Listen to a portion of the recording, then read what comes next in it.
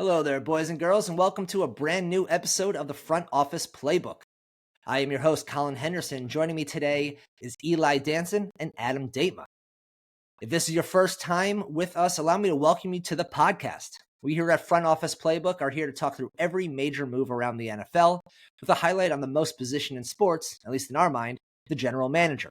Some may be able to play, some may be able to coach, but few can put together a championship roster, and that's what we're here to discuss.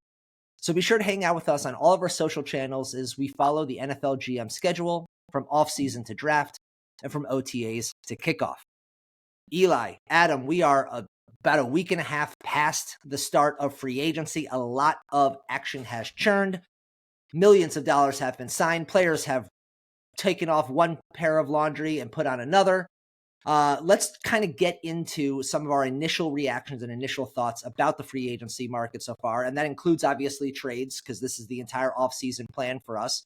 And we're today are going to mostly focus on GMs that have impressed us so far in the free agency and trade world.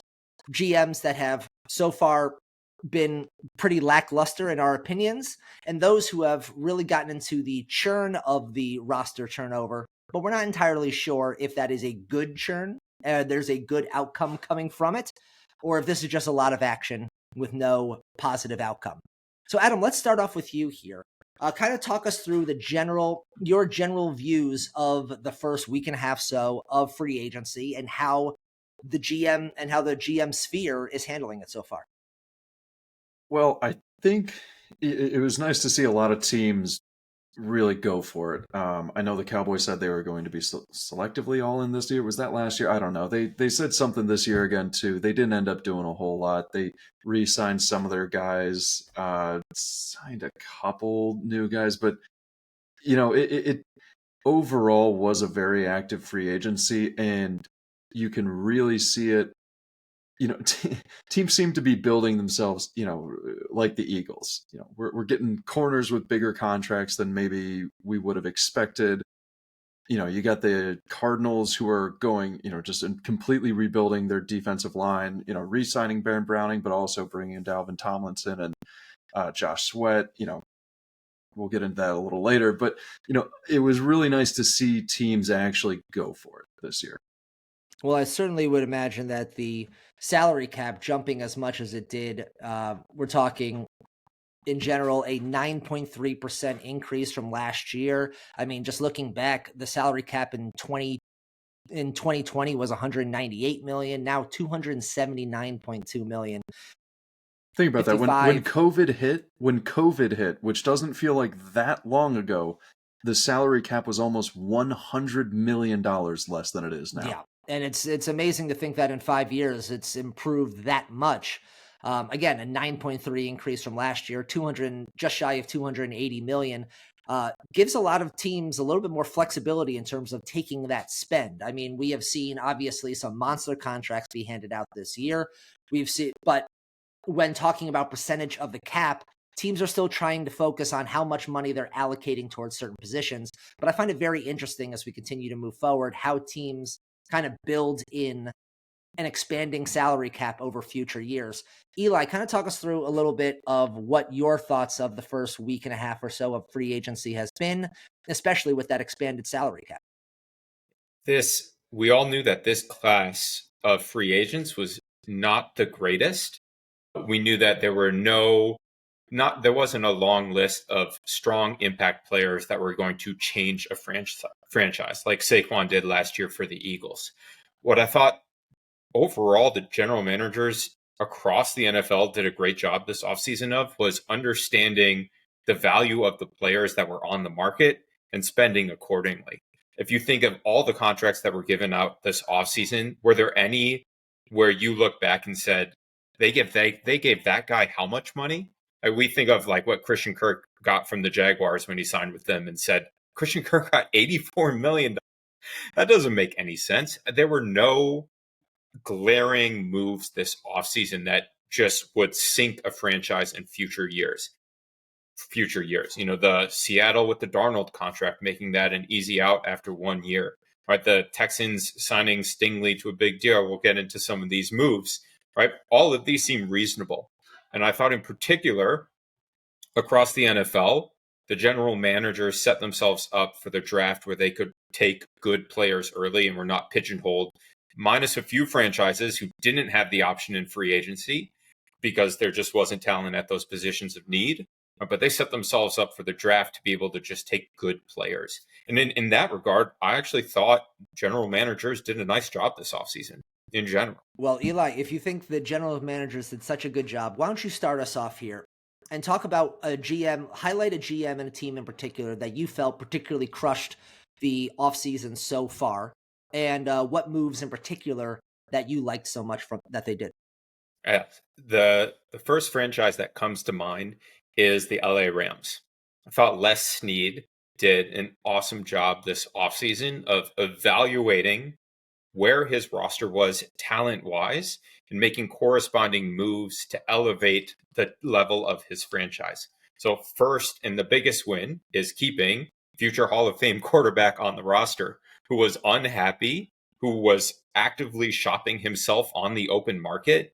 And he was able to manage that situation and bring him back on a multi-year year on the franchise, which still allowed him to make other moves and keep him happy. So that's first and foremost. And then the other couple moves that they made, nothing crazy, but clear moves that would raise the floor and the ceiling of key position groups on their team.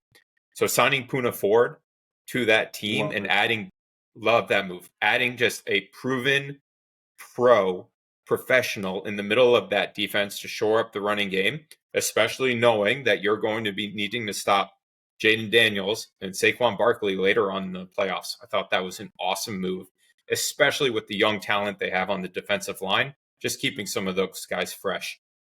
And then the other big move, signing Davante Adams, who still has juice, right? He is not as sudden. He's probably lost about 10% of his overall athleticism, but he had plenty to spare. And he is such a technician on his route running. He still was great with the Jets in the second half of last year. And you think about taking out Cooper Kupp, putting in Davante Adams into that role in the McVay offense, I think raises the floor and the ceiling of that offense in an amazing way, right? Where Puka is going to do the dirty work for you. They have a lot of zone beaters on the team. And now when you need a bucket in the red zone, put Davante in, single him up, right? We know McVay loves his 11 personnel, right? So stick Davante in the slot, let him cook in the red zone. I just thought him paired with Puka, paired with Stafford, I just thought he crushed it. And I thought he put his franchise in an amazing position the next 2 years to compete for a Super Bowl.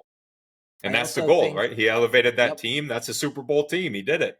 Nice job, Les. Way to go. I really like the idea that Davante there adds a different element to this offense that wasn't there in years prior. I mean, don't get me wrong.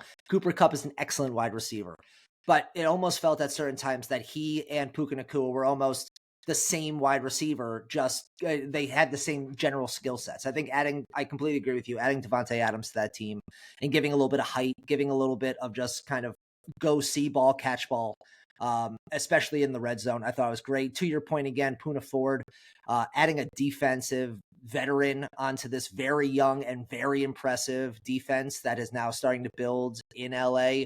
Again, great spots there, and keeping Stafford and adding no one's going to talk about it now, but you know what? In the NFL that it is today, adding also Jimmy Garoppolo on a 1-year nothing deal just to make sure that there is at least a proven commodity behind a 38-year-old Matthew Stafford, so that way the wheels don't fall off if there does need to be regular season games missed. Again, just good depth building, which I really like for, again, $4.5 million in the quarterback market. That's chump change. That's couch cushions. So I think that's a great move there. Adam, what do you feel? That you, as our resident Rams fan, how do you feel about Snead? Yeah, no, I get to go last because I get to fill in all the cracks. So you guys are right with everything you said, but you're more right than you even know because, Puna Ford, why did the Rams add him? We need to stop the run. Obviously, he does that. That helps immediately. Just a plug and play. We got better at that. We also lost Christian Roseboom, linebacker. Shoot, I'm forgetting where he went. But he is a good player, and we lost him. He came in like halfway through last season and really picked up the defense. That's when the defense, along with the D-line, really started rolling. We got Nate Landman from Atlanta. Not a star by any means, but this man is a run stopper. He can do it. And that is, again, with Puna Ford, that's exactly what we need. The Rams have gotten better at stopping the run this offseason, and they didn't give up really anything necessary to do it, which is fantastic. I know the Tutu Atwell signing also had a few people scratching their heads. $10 million for 1 year. I'm cool with it. He's definitely the number 3 receiver. He didn't get that much work over the past few years, but particularly last year, he really did impress me. That it seems like he's put on a little weight. He's gotten a little more just able to deal with the physicality of the NFL. He came out at like 170, 175 or something. So, he needed a few years to get used to it.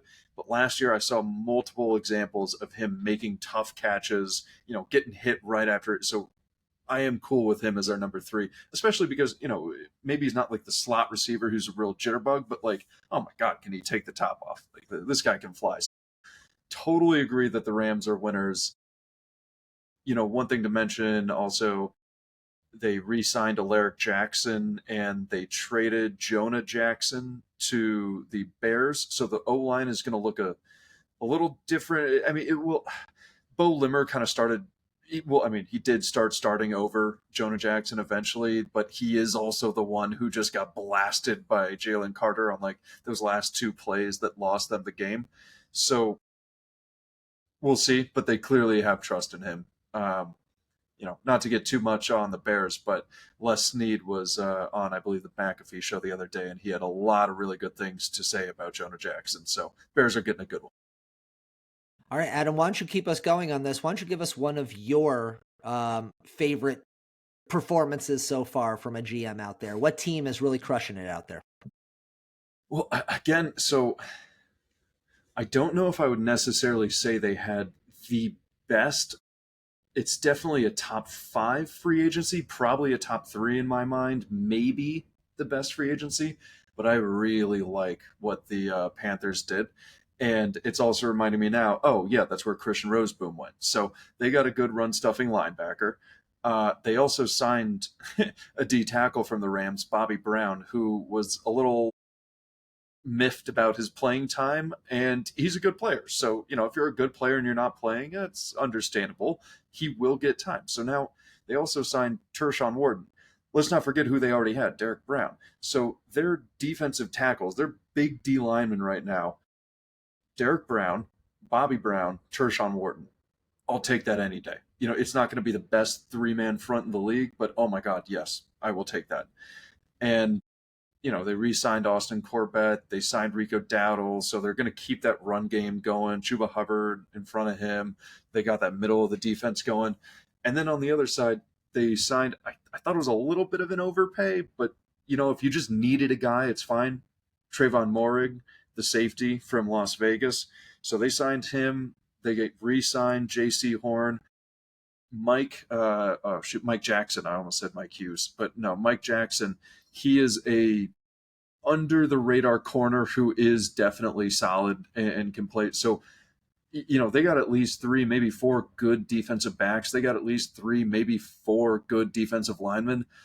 I really like what they did. They kind of fixed the O-line last year. Bryce Young started to show some flashes. If they go receiver in this draft, I'm picking the Panthers to make the playoffs. Like, I really like how they approach this free agency.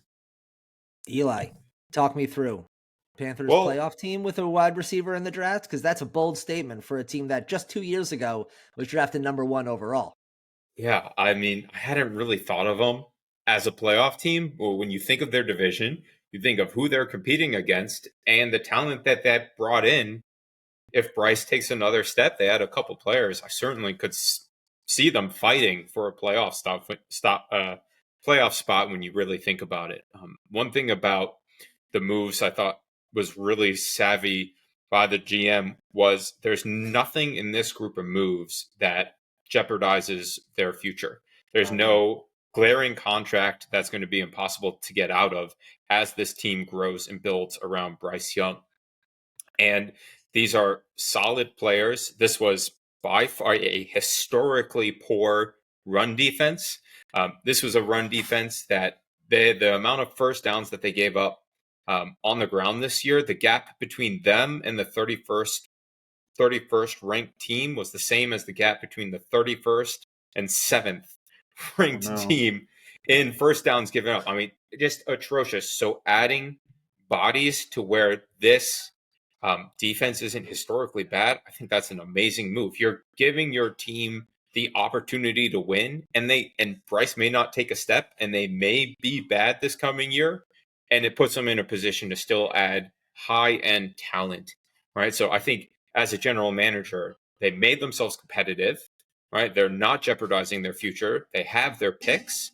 They may be competitive, and if they're not, right, this is a team with some key pieces at the top of the draft. 2 years could be actually quite good.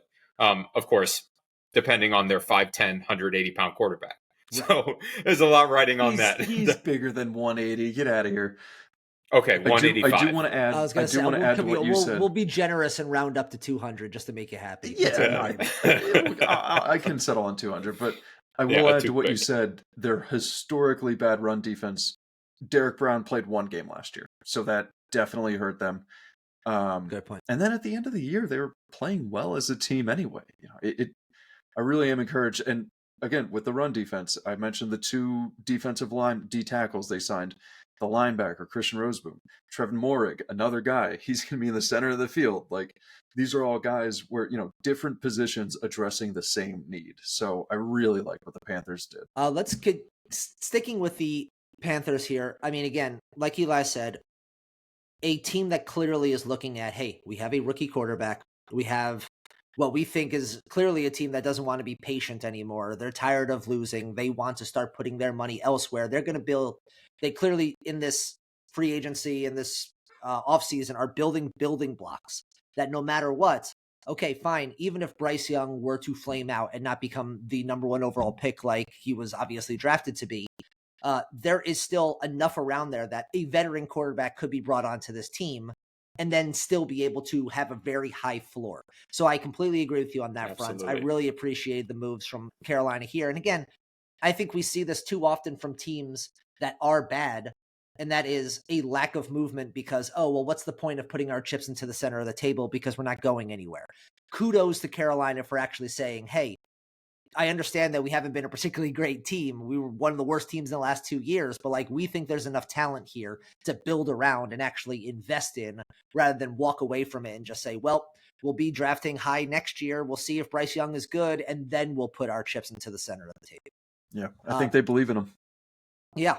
And I think a team, one of my early winners so far in the offseason, Minnesota kind of doing the exact same thing, just from a different standpoint. Instead of Carolina, who's been one of the worst teams in the last few years with a rookie quarterback, and they're going to build around him, Minnesota been one of the better teams in the last few years, yet they spent that first-round pick on J.J. McCarthy last year. They are obviously, now that they let Sam Darnold walk and have now told Aaron Rodgers, no thank you, they are clearly going with JJ as their guy coming off a torn meniscus that made him miss his entire rookie year. Kwesi Adofo-Mensah, the GM for the Vikings, I think has done a really nice job of, again, similar to like Carolina, saying, hey, we have a rookie quarterback on a rookie deal. Let's make this count in this spot. Obviously, signing Byron Murphy, 3 years, $54 million, $18 million a year, just locking down the cornerback spot. We'll talk more about just general free agency trends in a future episode, one of them being the cornerback market that really exploded, cornerback and safety market that really exploded in this offseason. Byron Murphy got a chance to eat into that with his $18 million deal. Jonathan Allen coming here. Jonathan Allen with a $17 million a year deal. Javon Hargrave, $15 million a year. Will Freeze and Ryan Kelly adding to the offensive line. Will Freeze, I thought, was one of the better deals in this offseason. 5 years, $88 million. That's 17.6 a year for. Yeah, I want to stop you there and focus on that a little bit. Yeah. The Vikings have 2 of the best offensive tackles in the league. They just added 2 of the best interior offensive linemen on the free agent market, and, you know, some may say in the league as well. The Vikings are going to have a fantastic offensive line next year, They've got Aaron Jones back. They've got 2 stud receivers. J.J. McCarthy, you couldn't ask for anything more. Exactly. Like, this is incredible what they're setting up with. And so, I think sorry, they're go making the ahead. right call. No, and I'm with you on that. I think they're making the right call by backing JJ here. Look, you believed in him. You loved him at the draft last year, and all he's done was unfortunately have to hold the clipboard for a year because he hurt himself in preseason and had to be out. Otherwise, you believed in him a year ago. The team was really good last year with a quarterback that many people thought was toasted, that didn't think that he could be anything. And he's able to go out and sign a $100 million deal in the offseason after 1 year in this offensive system. I think they are making all of the right choices by saying, look, we're going to build an incredible team around a rookie quarterback and expect that our head coach and offensive mind, the guru that he is, that we can make something work with JJ McCarthy. Yes, there might be some bumps in the road for the first half of the year, but is there a world where in the second half this team is clicking and now suddenly has a dominant offensive line, a revamped defense, and is really just asking JJ McCarthy almost to do what he did at Michigan, which is just don't lose the game. Just be really good at what you do. Just hit players in the spots. You don't need to do anything crazy. And I think right now they're putting the right system in place to maximize his talent. How does the Packers fan feel about these Vikings moves? Well, I mean, it pains this Packer fan to say, but they're solid. I mean, this team was already good, and there's no doubt that this group of veteran talent strengthens their roster. I think there are a couple things that are interesting about the moves that Kwesi made. One, doesn't this feel like, did you guys ever play Madden franchise mode and turn the salary cap off? You would get to the first offseason and there would be a list of veteran talent that were like 85 to 88. You would just sign them all and your team rating would go up to like 97. That's what this feels like, right? These are good veteran players that they had to bring in. What's interesting is Kwesi didn't have a choice. I mean, this is why it was so clear Darnold wasn't coming back, because you can either pay Darnold and not sign 4 of these guys, right? Or move on to your rookie quarterback who you believe in, right? And be able to fill the talent around them, especially considering that they have a 1st and a 5th round pick next year. And that's it. So you don't have cheap rookie talent to fill out the rest of your roster, right? So starting the rookie quarterback allows them to do that. The one concern that I would still have as the general manager of this team is the running game. I understand how good this offensive line is. They have no weak links across the board. Aaron Jones is 31, right? They traded for Jordan Mason, which is a good upgrade to their backup running back spot. Mm-hmm. And we saw he was productive, right, in a really well-designed running game in San Francisco. Behind a not great O-line, though. Yes, behind a not great O-line, absolutely. What the concern being Aaron Jones being another year older, Jordan Mason was consistently hurt this past year, right, and had a lot of carries when he was in before he got hurt. And with a rookie quarterback not having the consistency I would hope at the running back position could put a little more stress on this team, on JJ than Kwesi is probably planning. But I mean, unfortunately, I have faith in Kevin O'Connell. He can figure that out and design an amazing offense around it. So I think it'll be just fine. Yeah, I thought Kwesi did a really nice job. And sadly. Honestly, if there's a world, where they end up walking away from this draft with another with another running back, usually running backs, especially lower tier ones, can be added. I mean, the Chubba Hubbards of the world. I mean, bad example because of years past, but like usually he's available late in the free agent world as those type of guys are trying to find a home. Definitely, I would expect a little bit more competition being brought in for the running back spot, especially knowing that Aaron Jones kind of slowed down a little bit towards the end of last year, another year older. I would imagine there's a world where they'd like to keep Aaron Jones a little fresher for the back half of the year, which would mean that they have to lean somewhere else earlier. And Jordan Mason is much more physical than Ty Chandler was as a backup. That fits the culture of this team, right? And the identity they want as an offense. This would be an amazing position where, as a GM, you would look to draft like a 3rd and a 6th round running back to bring in and add competition. They just don't have the picks to support that this year. In terms of the free agent moves, at least not yet. We'll see if they have any moves to try and trade back in and punt the lack of draft picks another season. Jordan Mason joining them kind of reminds me of Najee joining the Chargers, where it's like a bigger back who's not that quick, but now he's getting an opportunity behind a much better offensive line and could be good, could be really good.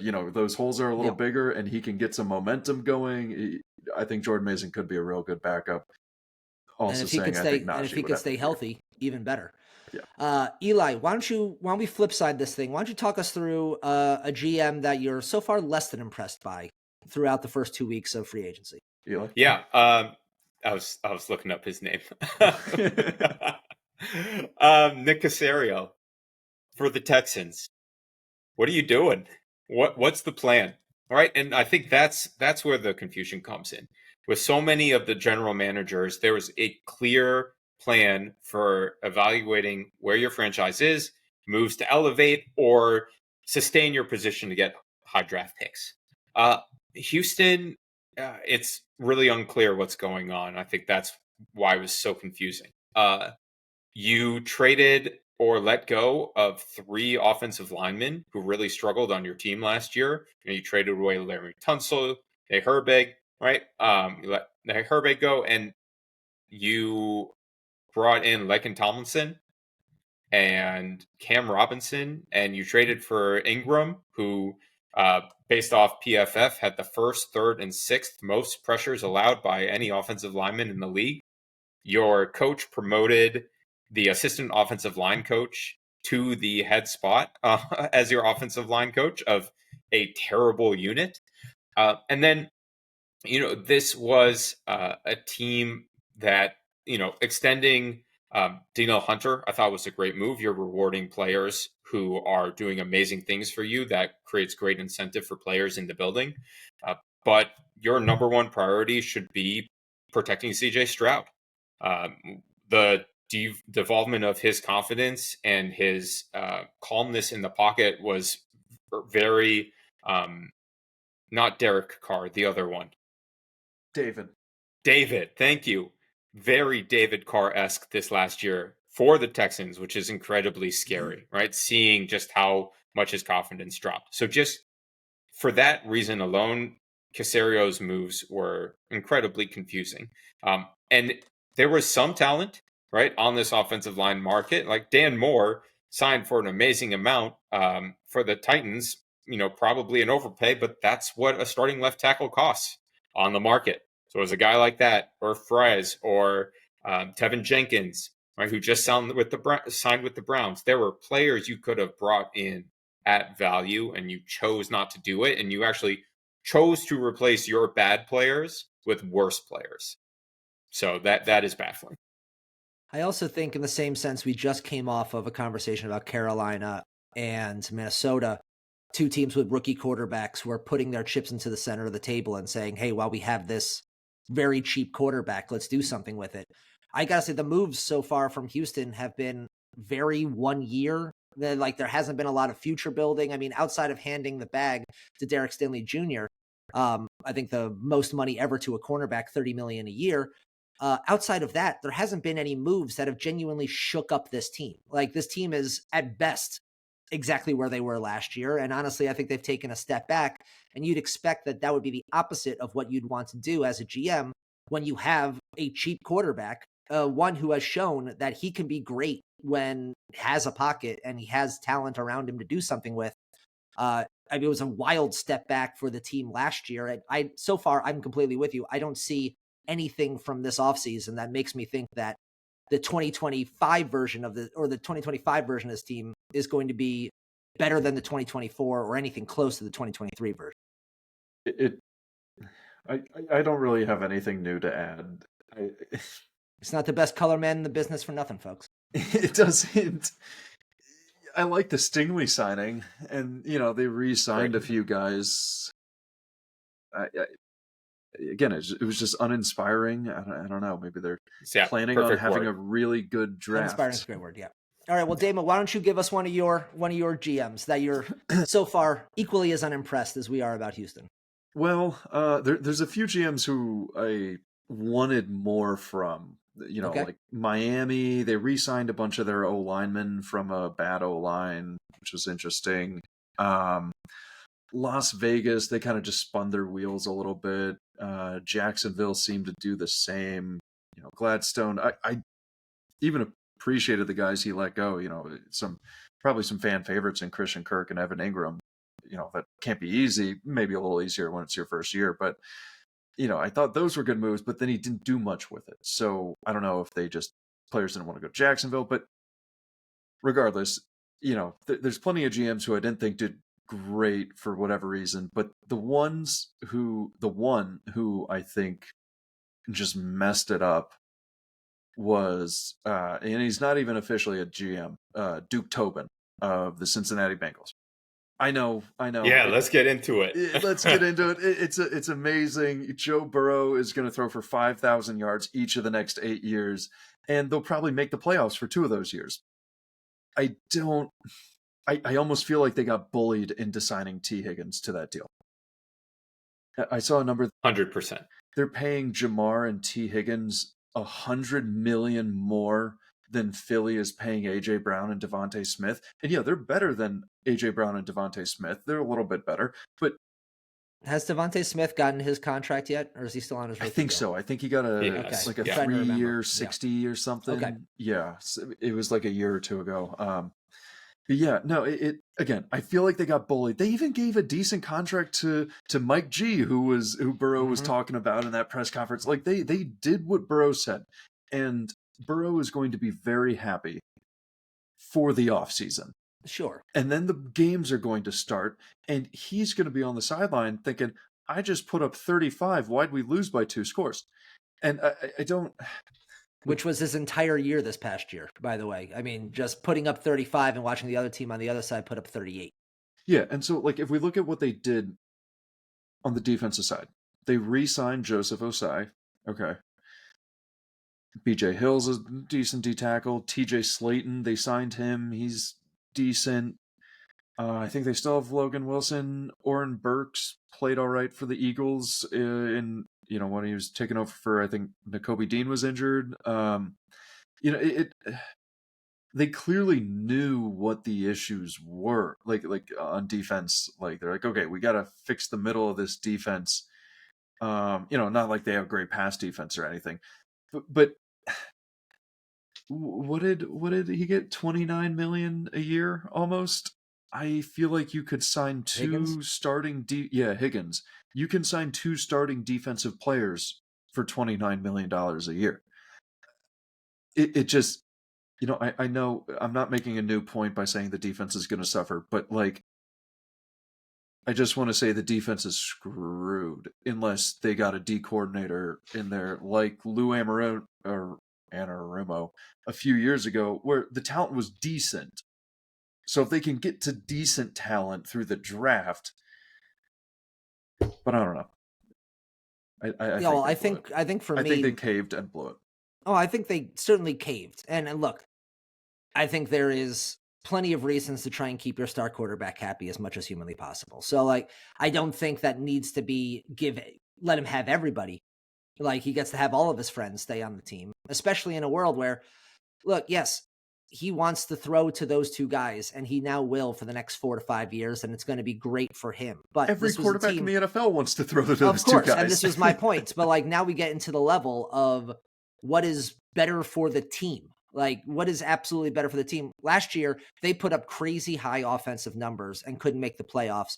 And because of this signing, they basically are going to have to wave goodbye to Trey Hendrickson, who was by far their best defensive player. So no matter what, they're going to have to take a massive step back on the defensive side of the ball because they can't afford Trey Hendrickson on top of this.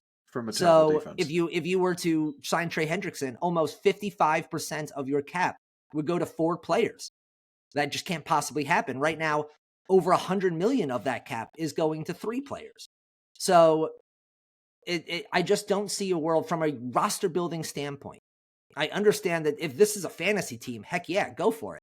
But this is a full roster. And if your goal is to make the playoffs and then go somewhere in the playoffs, it can't be relying on Joe Burrow to score 50 points a game, because right now that seems to be the offensive game plan. That seems to be pretty much the playbook is we're going to have to outscore people by a lot. Yeah, the old thing about the Bengals owners is that they are cheap and don't want to pay anyone. That's a good point. I think I'll be a little more cynical, and this will prevent me from ever working for the Bengals, but I think they just don't care about winning. I think in the past that has manifested as being cheap, and we don't want to pay them. Are they really going to win us a Super Bowl anyway? In the past, it's manifested as being cheap, but I think public pressure, specifically from Burrow too, it's now just like, okay, let them eat cake.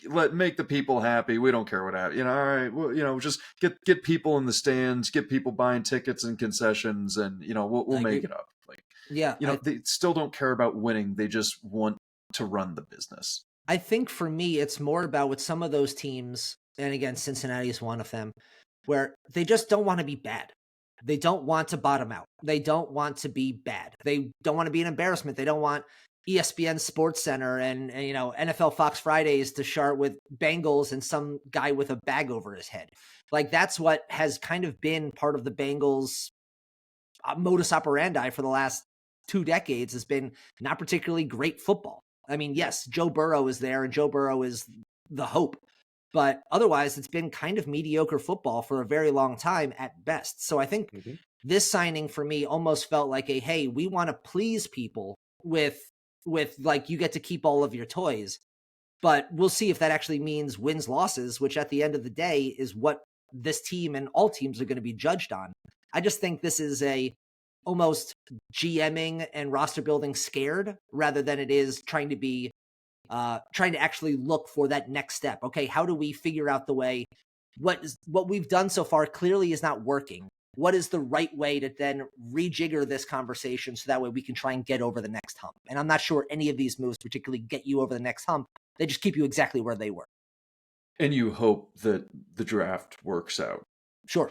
It has to. Every team does. But now, especially when you've put 3 guys and you've 3 guys on one side of the ball, 2 of them who play the same position, and you're guaranteeing $115 million between the 3 of them, the draft is now almost imperative because that's the only way you're going to be able to get cost-effective players, specifically on the defense. Let me play devil's advocate here for a moment. Hit me with it. Good luck. Because every point that you guys have made, I agree with. I agree with everything that you said. All right. If I'm Duke Tobin, my first round picks, my defensive picks in 2023 and 2022, Miles Murphy, DJ Turner, Dax Hill, Cam Taylor-Britt. Right? You want to know the main reason why their defense is bad right now. It's because the last 2 drafts they've whiffed on everything. Right? With Dax all Hill's of that, he's fine. With all of that being said, we were a almost playoff team with this offense. All right. So if I'm Duke Tobin, I say, all I need to do is to hit on my defensive draft picks, which I haven't done, but I will in the future because I'm confident in my ability. If I can do that and I keep this offense together, how dangerous can we be? All right. And I think that's totally fine. Like, I think as an identity of a team, it is okay to say we're going to have an elite offense. We're going to have an average defense, and that's the way we're going to go and win these games. Now, did he screw himself by waiting a year too late where he could have gotten Chase for 35 instead of 40 and T for 22 instead of 27? 100% yes. Yeah. Right? Just like Dallas is doing, waiting for the extensions with Micah. And when they did with Dak and they did with CD. All right? These teams that wait are screwing themselves. All right? Versus teams like the Texans getting out ahead with Stingley and Carolina with Jace Horn getting ahead of Pat Surtain extensions, right? And Sauce Gardner extensions. So yes, Duke Tobin messed up that way. But I mean, I think having an identity, right, and having your star quarterback, understanding that the franchise has his back, right, incentivizing him to go and play for the franchise, I don't think that's a bad thing. I think that is a good thing to make your franchise quarterback happy. Sure. Right? I don't think anyone's going to argue that point. Right. But then even Eli, if Eli, answer me this though 1 second. If you're going to go that route, then you just get your quarterback, his 2 wide receivers. Then why are we signing Mike Gesicki for 3 years and $25.5 million? Oh yeah, I thought that I was mean, terrible. at that point, if we have decided, Yeah. okay, fine, if that's we want to make sure our quarterback is happy, he has the tools, then why are you taking 25.5 million and putting it towards a tight end who at best he's replaceable by like 17 other tight Eh, ends in He's that a same wide spot receiver. that you could save quite a Yeah. bit. Yeah, he's a wide receiver 3 for their team. He's not a tight end, right? In the games that team missed, I saw a stat he was averaging somewhere in the like 80 yards per game, and in the games where Chase and Higgins played, he was in the 30s, Mhm. right? Like he was just a non-factor on the team. That was bad, right? Like overall, I think he messed up, right? And I think they are in a the line that they have to thread is so narrow. So They thin, gave yeah. themselves such a small amount of room for error, right? To be successful with this version of the Bengals as a general manager in general, that's not a good place to be. It's where teams like the Rams with less need, right, gave themselves a lot of different areas that they could be successful this season with lots of different moves. It gives you options, right? And that is not what Duke Tobin has. And I He's think got one.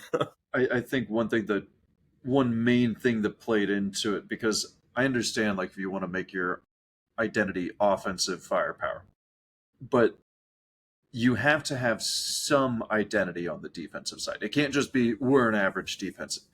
So like, I think the best I think they example of take this, average defense right now. they would take average. Oh my They god, would take average defense. they'd Yeah. be a final 8 team with an average defense. Mhm. But I think the best example of this is going into the 2018 Super Bowl, Eagles Patriots. Neither team's defense was good that year. So they had shown flashes here or there, but I remember thinking, the Eagles were not favored. It was Nick Foles against Brady, and just thinking, what's going to decide this game? One defense is going to have to make a play, and the defense that's going to do that is going to be the Eagles. These are two great offenses, but the Eagles have a few studs on that defense that when it comes down to it, they're going to make a play. And I think Brandon Graham had the strip sack. They win the Super Bowl. Fantastic. That's how I look at this Bengals team. But they're the Patriots defense in this. They don't have the guys who are going to make the play, especially if Hendrickson is out of there. I was going to say, So this plan of offensive identity, it's not going to work because they don't have that great D-line and mediocre everything else, or great secondary and mediocre everything else. That great secondary where you can just blitz 7 guys and, the secondary will just kind of keep everyone covered enough, or maybe not 7, but you know what I'm talking about. Or that great D-line where you don't have to blitz anyone ever and you can drop 7 every play, and so they don't have to be great in coverage because you got 7 back there. So they don't have that, especially with Hendrickson going away, and that's why I think you can do your identity as an offensive team, but I don't think this is going to work. Yeah, Yeah, you and use that. I disagree with that somewhat. Just it's not going to work. I can see the vision of this team hitting on defensive draft picks. I can see the vision of the cap Do you continuing. trust them to? Because No. they've tried the past couple drafts. No, but I can see what their vision is at least. Like the Texans, I don't understand what the vision for that team is right now. The Bengals, I feel, while it's a very narrow vision, I can see the way it works out in their mind. We have a top 3 offense for the next 5 years. The salary cap expands. We hit on a couple defensive draft picks, and we're able to build in 2 years a good defense that pairs with our elite offense. What I find really funny about this Bengals team is it reminds me of the only other time the Bengals were good, back in like the mid 2000s when they had Carson Palmer Right. and TJ Houshmandzadeh and Chad Johnson before he was Ocho Cinco, Andrew Whitworth at left tackle as a rookie, which is crazy, in 2006. And then their defensive starters, like I don't know. I know one name on that defense: rookie Jonathan Joseph at cornerback. That's it. and their defense was terrible, right? And so this is how they've operated, right? When we're good, we're going to have a good quarterback, 2 great wide receivers, and we're going to let it rip. Right? This is just kind of history repeating itself for them. Yeah. I mean, now we're getting into definition of insanities levels of like, They've hey, never won it a hasn't Super worked Bowl, for yeah. us in the past, but like, hey, we might as well keep it going. Yeah, it hasn't worked for them. And it hasn't worked for us, but it will work for us. But it can work. Maybe. You know, But it just might work for us. It might work for us. Us being us who did this already. So Yeah. take out all the other pictures and it's just Bengals, Bengals, Bengals, Bengals. Bengals. Exactly. I mean, look, if this defense is bend but don't break and leave at league average, if they can find the right combination of doing that, like you guys said, this is a, you know, I mean, if the AFC wasn't so unbelievably daunting, especially at the top end, like this is a top 4 or 5 team if that defense is, if everything plays out that way. But if it doesn't, and this team continues to be a below average defense, I mean, we're once again talking about a team that's going to be on the outside looking in come January. And that's going to be, it's all buddy now as we all get, as Higgins and Chase and Burrow get to hold hands and say we get to hang out together for a while. But is that still going to be quite so copacetic when they're sitting on the sidelines once again looking at an offense that they put up 40 points and the other team scored 45. So we'll see where that goes. I am hopeful. I can see the vision though. To your point, Eli, it is a vision. Whether that vision is going to work, it is at least a vision. It is a Houston, vision. I still sit here and kind of confused and shake my head going, this feels like moves for the sake of moves and not any cohesive vision. But that just about finishes up our show for today. If you enjoyed the show, then make sure you're subscribed to the Front Office Playbook podcast wherever you listen to your podcasts so you don't miss an episode. If you listen on Apple Podcasts, please be sure to rate and review us. We love them 5 stars.